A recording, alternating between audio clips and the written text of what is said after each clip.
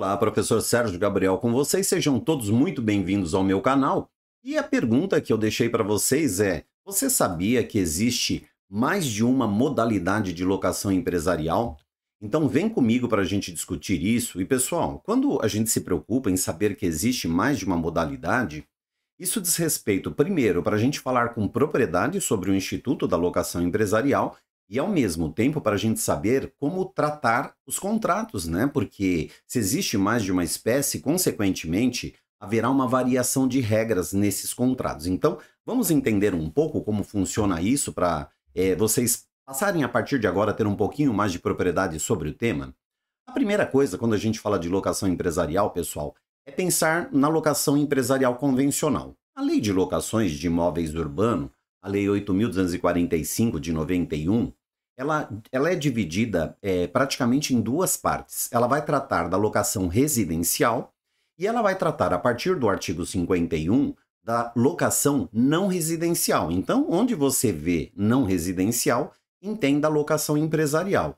Ao mesmo tempo, você deve perceber que na Lei 8.245 de 91, em algum momento, o legislador vai usar o termo locação comercial, mas isso considerando a década de 91. Se a gente pensar nos dias atuais, hoje não faz mais sentido a gente separar o que é comércio, o que é serviço, assim sucessivamente. Então, consequentemente, o termo mais apropriado a partir do momento que o próprio Código Civil de 2002 adotou a chamada teoria da empresa é falar em locação empresarial. Então, a convencional seria a locação de um imóvel para o exercício da atividade empresarial. A segunda modalidade que nós temos é a locação em espaço de shopping center.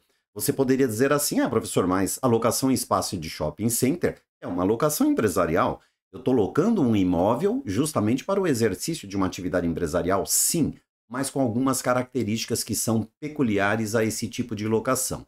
E a terceira modalidade possível é quando nós falamos da locação build-to-suit, que na verdade é uma locação sob demanda, pessoal.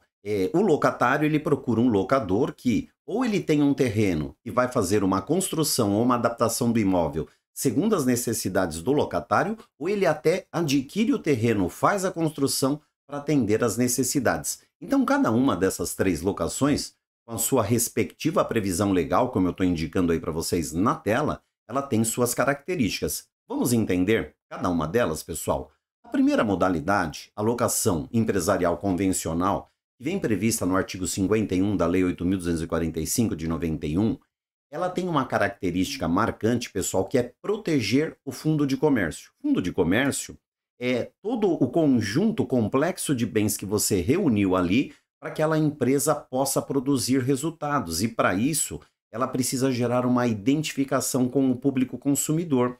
Então, é claro que há todo um desenvolvimento no sentido de se atingir esse patamar em que a empresa obtenha sucesso naquela localidade onde ela está instalada. Porém, se eventualmente, depois de obtido esse sucesso em curto espaço de tempo, o proprietário quiser retomar o imóvel, prejudica todo o esforço, o investimento, o uso de recursos feito pelo empresário no sentido de poder obter ali aquele sucesso que ele tanto almejou.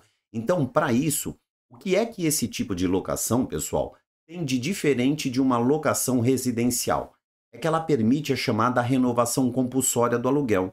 Se nós preenchermos os requisitos previstos no artigo 51 da Lei de Locações, ou seja, contrato por escrito, por prazo determinado, um mínimo de 5 anos de locação, podendo ser por um ou a soma de contratos ininterruptos, estar na mesma atividade há no mínimo 3 anos. Então, uma vez preenchidos esses requisitos, o locatário vai ter direito à renovação compulsória. Então, caso o locador espontaneamente não queira renová-la, ele vai entrar com a ação renovatória prevista no artigo 71 da Lei de Locações e vai obter essa renovação compulsória por uma única vez, podendo permanecer nesse imóvel por mais 5 anos. É um tempo para que ele possa se adaptar para que num futuro próximo ele possa então reiniciar a sua atividade em uma outra localidade.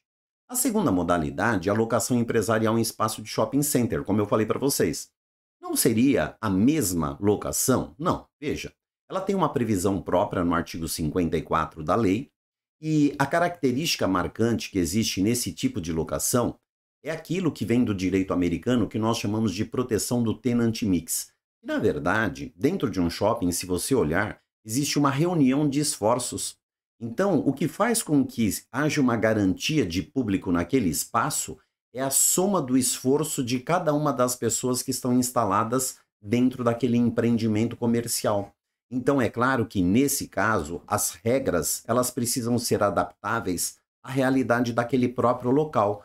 Então, nesse sentido, o que ela difere das demais locações empresariais é que o legislador permite, né, o artigo 54 traz isso expressamente, permite que as regras sejam pactuadas livremente em contratos, ou seja, nós não precisamos ficar preso às regras estabelecidas na lei. Nós podemos colocar qualquer tipo de regra que não venha, claro, configurar uma ilicitude. Mas, do contrário, na proteção do empreendimento, nós podemos. Vou dar um exemplo para vocês. Seria possível uma rescisão do contrato antes do prazo final, o que a lei de locações veda para o locador em relação ao locatário? Sim, seria possível que o locador pedisse a rescisão antecipada, se eventualmente esse locatário não vem contribuindo para o sucesso do empreendimento. Então, desde que devidamente justificado, é possível se prever essa cláusula e se rescindir o contrato antes do final do seu prazo. Outro exemplo, pode não haver a renovação compulsória do aluguel? Sim, se contratualmente nós colocarmos uma cláusula onde não haverá renovação compulsória, renovação somente havendo um consenso entre as partes, então se coloca de lado aquela proteção da renovação compulsória. Daí a importância da elaboração desse contrato. Tudo que for da vontade das partes precisa ser traduzido na forma de cláusula contratual. A terceira e última forma é a locação empresarial build-to-suit. O que é essa locação, pessoal? Que eu disse para vocês. É uma locação sob demanda, né? Ela vem prevista no artigo 54A da Lei de Locações. Então, isso é muito comum no caso de franquias, principalmente franquias de farmácia. Vocês podem olhar que hoje os imóveis de farmácia têm um padrão muito similar, né? Eles têm um recuo para ter espaço de estacionamento. Então, nesse caso, o locatário, ele procura um locador. Se o locador já tiver o terreno, vai ser feito, então, uma adaptação no imóvel ou uma construção de acordo com a necessidade do locatário, ou se eventualmente nem o terreno existir ainda, o locador pode adquirir o terreno onde o locatário precise fazer a sua instalação, pode fazer essa adaptação na construção ou construir mediante a necessidade daquele locatário. Mas se vocês olharem, a característica marcante aí é a proteção que precisa haver nesse contrato em razão do investimento que vai ser feito pelo locador.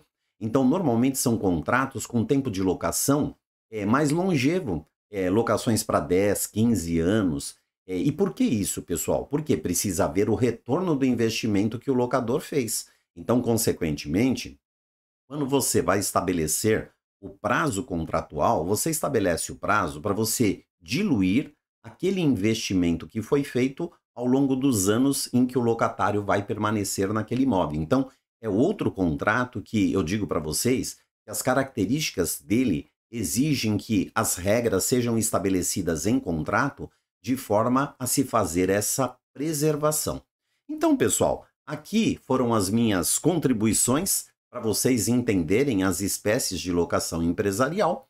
E se você tiver dúvidas, deixe suas dúvidas aí no comentário, críticas, deixe as suas críticas aí. Se gostou, deixe o seu like. E se você achou interessante esse vídeo, recomende para outras pessoas para que a gente se sinta motivado e, ao mesmo tempo, esse vídeo possa ser oferecido pelo YouTube a outros mais usuários além dos meus seguidores. E se você não segue o canal, está na hora de seguir, tá certo?